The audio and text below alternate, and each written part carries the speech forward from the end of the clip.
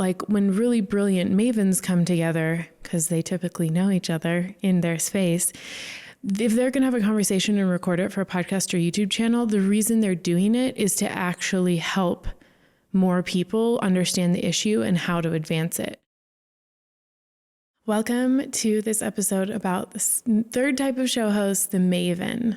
And this is the type that probably most people think about when they think of like epic podcasters, and they are really enamored and they're like, these amazing podcasters who like changed my life, or YouTube shows.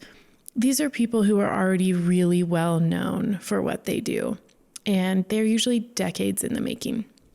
So a Maven show host is also a Maven in real life. And this term really means like you are seasoned, you are well-known, you are well-respected, you've been doing your thing for a long time, and your people in your industry, in your field know you. So you could be Oprah or you could be Brene Brown, but you could also be not that well-known, but really well-known and respected in your specific field. That's what a Maven is. They've got real receipts. They have a long history of doing real work, and people respect and know them for that. So if a Maven decides to host a podcast or YouTube show, they have kind of a really cool opportunity because they don't need to have a podcast or a YouTube show. Like, this isn't the channel that they will become known for, right? They're already really well known, and they typically decide to podcast and YouTube because they want to serve and share the experiences they've had, the relationships they developed, the wisdom they've learned. They want to share that with the masses. And they kind of realize at that point in their career or their life's work, like the most effective way to do that, besides writing books is usually also what they do. They can do that through podcasting and YouTube. And so Maven show hosts are kind of an interesting blend of experts and curators, which are the other two types of show hosts. If you haven't watched those videos, go check them out. Mavens are a little more common than curators because they do have a lot of really good listening skills, literally just like built up through the years. They've often been interviewed a lot because they're already well known in what they do.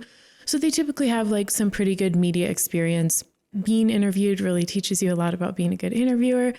So they do have some of those core skills that a curator has, but their natural strength is in having conversations and inviting really interesting people to have those conversations with them. They're very good at doing solo stuff because they're Maven. They can talk about what they've learned, and they can say it powerfully and succinctly, and they're not trying to prove anything. So a lot of that like energy that can come to someone who's doing media earlier in their career where they don't have the confidence yet, or maybe they're still learning how to be comfortable presenting to a group or a camera or a microphone.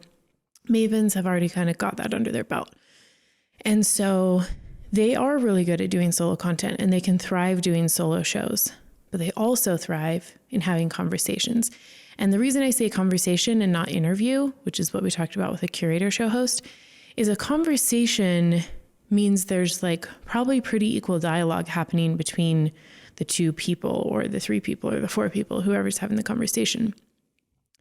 Typically, the conversation is very focused on like a problem we're trying to solve, an issue that we've all worked on, insights, forward thinking. Like when really brilliant Mavens come together, because they typically know each other in their space, if they're going to have a conversation and record it for a podcast or YouTube channel, the reason they're doing it is to actually help more people understand the issue and how to advance it.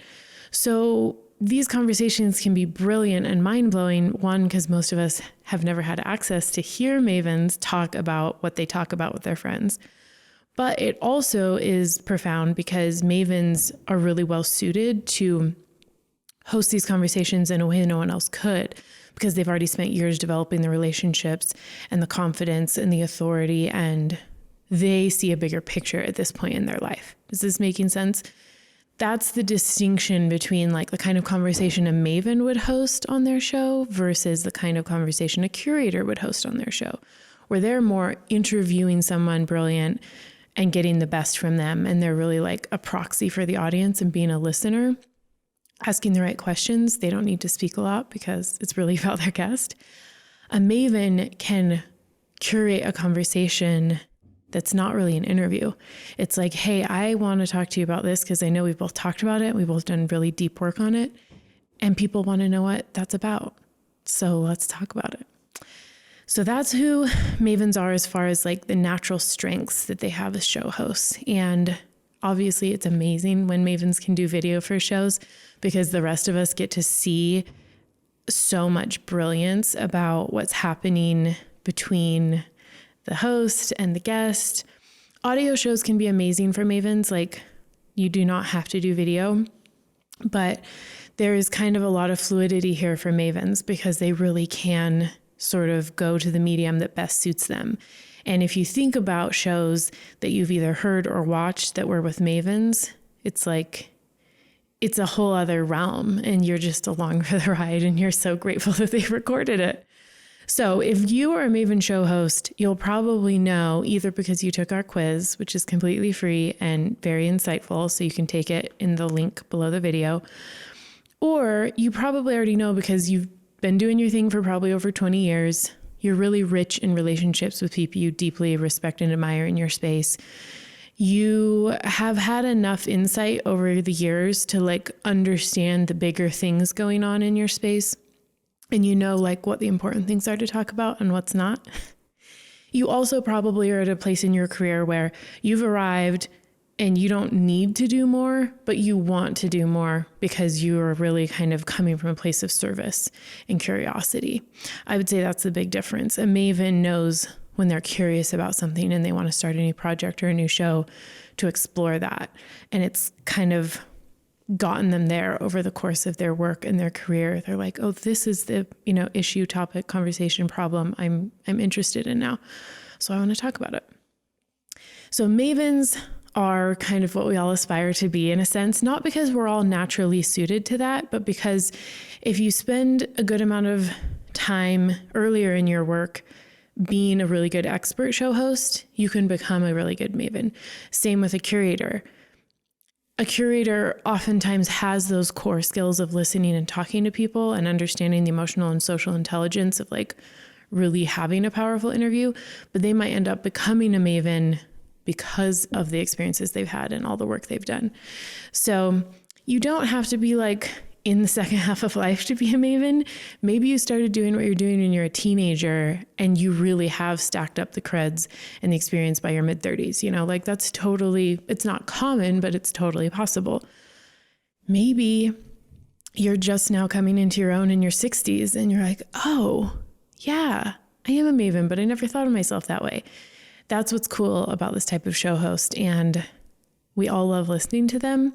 But obviously to state what needs to be said, they need a ton of support, right? They're not there to like figure it out and DIY it. Like they are there to be fully supported by a team and a production house and just show up and have the conversations and share the content that they're ready to share.